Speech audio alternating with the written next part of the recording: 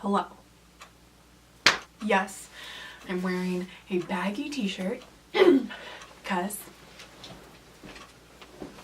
today we're gonna film something I've been putting off. I was really dealing with a lot of depression and anxiety, and I felt like talking about this would make it worse. I'm not really doing that much better, but I feel like this is what I want to do, so I'm doing it. Okay, this is a story time. This happened over summer of 2018, and oh my god, it's in my YouTube journal. It's a lot. There's just so much. Title of the video gives it away. My personal trainer nightmare. This story is a lot. And I think this is why I was so scared to make it. First and foremost, I have to say, I was really scared about coming across like I was bashing this person. I feel like after everything we went through, it's more like we both learned something really, really important from this whole situation. And I will tell you at the end of the video what I learned and why it was a good thing in the end. But let's begin, shall we? Once upon a time. It was June 2018.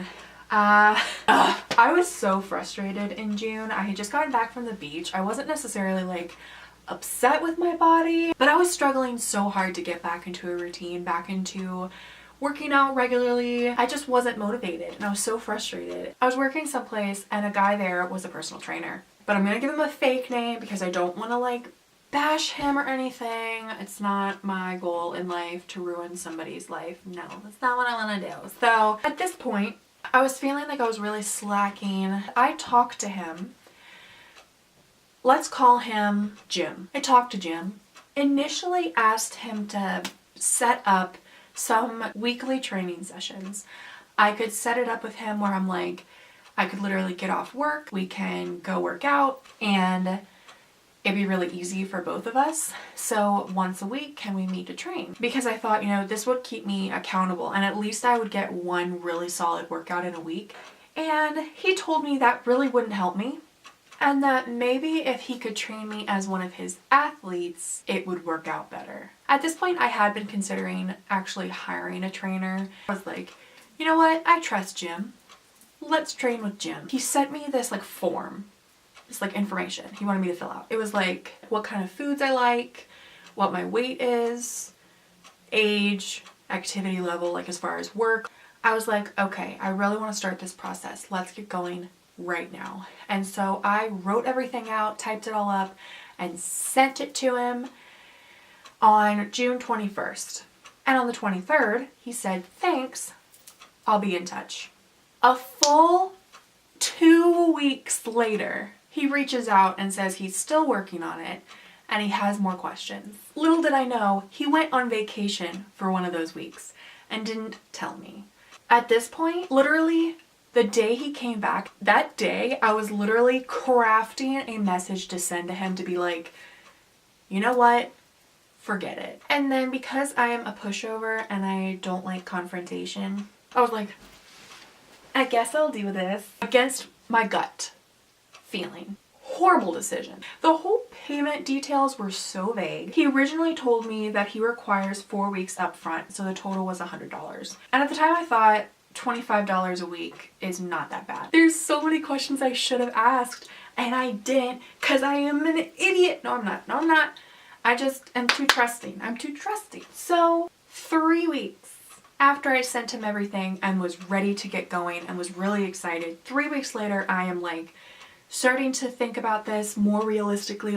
I knew I was gonna get a meal plan and workouts, but I had no idea if he was actually going to be able to train me in person. That's what I asked for in the beginning. That's what I wanted. And he made it seem like that can be included too. He finally sent me the meal information, supplement information, and protein information. Once he sent me the meal plan, I realized how unrealistic it all was.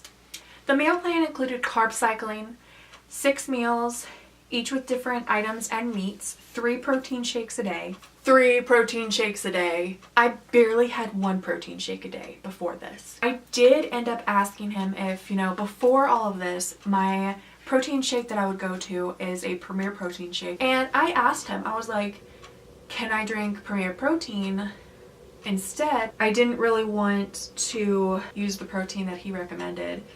And he said, no, you can't use Premier Protein. That was a huge red flag because I was like, this is not flexible. He's not gonna hear me. He's not gonna see that like I can't do this. Well, thank you. As I'm making a video about health. Here's some cake. The protein he suggested. At the rate he wanted me to drink it 3 times a day, I would have emptied a bottle in a week, and the bottle of protein was like 30 bucks. I'd have to drop 30 bucks a week. I don't make that much money. I told him, I messaged him, I was like, I can't afford this plan. I just realized like this is actually why it bummed me out so much. It's like this plan was not realistic for the long term. It was realistic for weight loss for a certain amount of time. And that's what I thought I wanted, but I'm like, you're a personal trainer. Like, you should know that losing weight is not about a quick fix. It should be sustainable and maintainable for the person. So in my head, I was like, how about I just pay you for the meal plan? You don't have to worry about giving me a workout plan. He then informed me that he still required the full $100. And before I had a chance to respond, he went ahead and sent me the workout plan. And I was livid. So you're wanting me to pay $100 for a plan I'm not going to use because it's not realistic for me and I can't afford it? Solid. I have been carefully writing this message for a few hours.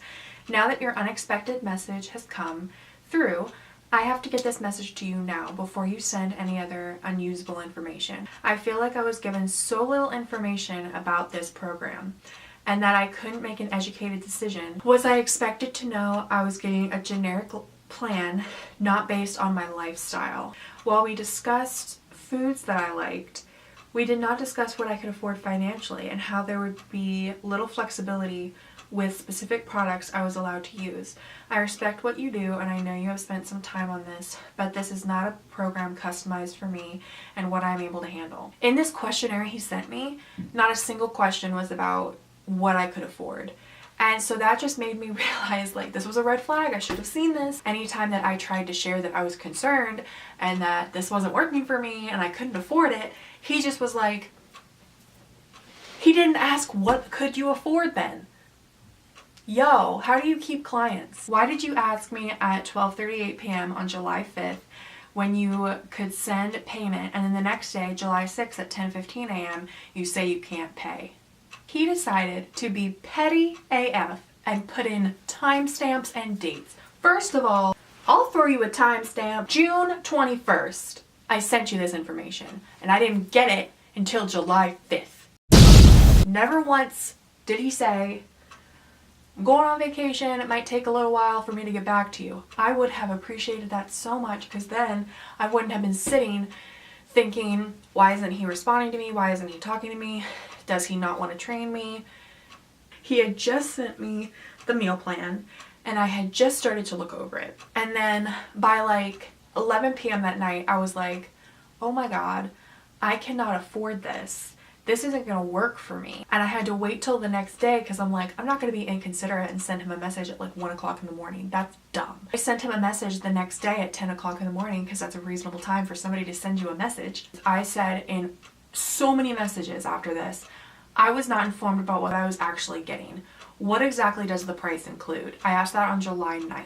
I was under the impression that we would be able to work out a plan that worked best for me, both health-wise and financially, not necessarily based on what I was doing before. As far as the payment question you asked, after receiving the meal plan on July 5th, I spent several hours researching and trying to rearrange my budget.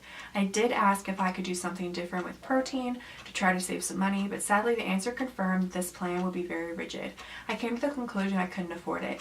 I decided to wait until the next day to message you about this decision since it was very late, aka I'm trying to be freaking considerate. If I had known the price of the protein was a major factor, we could have absolutely replaced it.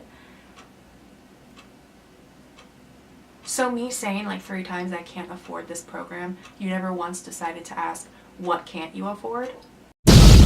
And you never once took me asking, can I use a different protein to reflect that I'm concerned about the protein that you suggested?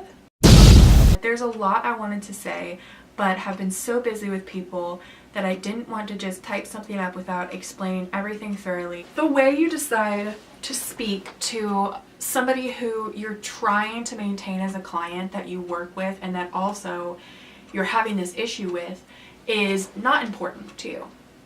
Cool. I felt unimportant in this personal trainer and client relationship. I felt like I was not important. He never thought that it was important to tell me he was going on vacation right after he received my information. Did not respond to me for days. Completely misses things that I'm throwing at him as far as like, I can't afford this program. You could have asked like, what specifically can't you afford? That's what I would have done first off. I would have been like, what can't you afford? Let's pinpoint it. I definitely do have to take some responsibility as far as saying like, I can't afford the plan, I can't do it, I'm done. Maybe he thought that was a closed door, but like if you're trying to keep me as a client, wouldn't you like do whatever you can, like talk to them about it, like what's going on? He didn't do that at all. He ended up telling me that he felt taken advantage of. That when we talked about pricing and what the plan included, he admitted this was because I was a coworker and a friend and he didn't feel he needed to write it out like he usually did. To be honest, that sounds kind of like a backhand. He's like, I thought I could trust you because we were friends, so I didn't write it all down. First of all, that's not professional. I'm coming to you for professional help and you are treating me just as a friend like you're doing me a favor. That's not how you do things. But the worst thing is that I had been asking so many times, what exactly does this plan include? Because I was under the assumption he was going to also train me in person. And then he decides to use an analogy and I literally wanted to cry. I was laughing. He said, think of it like you took your car to the shop and they fixed it for you, and then you went to pick it up and decided when you got there that you didn't want to pay for it. You'd run into a little issue there. Passive aggressive AF. I told him I also personally felt taken advantage of because I wasn't given all the information about this program and I am still waiting for details. I do understand the car shop analogy. The mechanic would provide a breakdown to ensure the car owner knows what they're getting before payment. You don't know if you need an oil change or a brand new freaking engine. There's no way that they're just gonna put a new engine in there and be like, oh, by the way, it's gonna be like $500. You're sitting there like, dude, if I had known it was a brand new freaking engine, I would have had to wait on it. I can't afford that. So there was a lot of miscommunications. He never offered alternatives to anything, and he never asked what I could afford. Regardless of us being friends and coworkers, he should have provided me information about what the plan was and what was I getting for $100. My last message to him included a question about what the plan included, and he has never written me back. Dude, so vague, had me sign nothing and blamed me and accused me, but never answered any of my questions. What I learned: even if you feel like you're friends, even if you feel like you talked it over enough, when you enter a business transaction, do not go off of feelings. Do not say yes to anything until you have something in writing. It is not a good idea to go into a personal training relationship, or honestly a business relationship, with someone you work with or someone who's a friend. If somebody will not give you a straight answer, and if they will not make you a priority, especially if they want you to be their client, if you at all have a gut feeling that something isn't right and that you shouldn't be doing something, don't do it. Get out. I'm so tired. I am not bashing Jim. I am just saying that there were so many red flags. It was bad for both of us. So Jim, if you're watching, thanks for watching. Please let me know in the comments if you have had a horrific experience with a personal trainer, and also hit subscribe and also a little notification bell. Apparently it does something. Stay tuned for future videos for the story time about my job.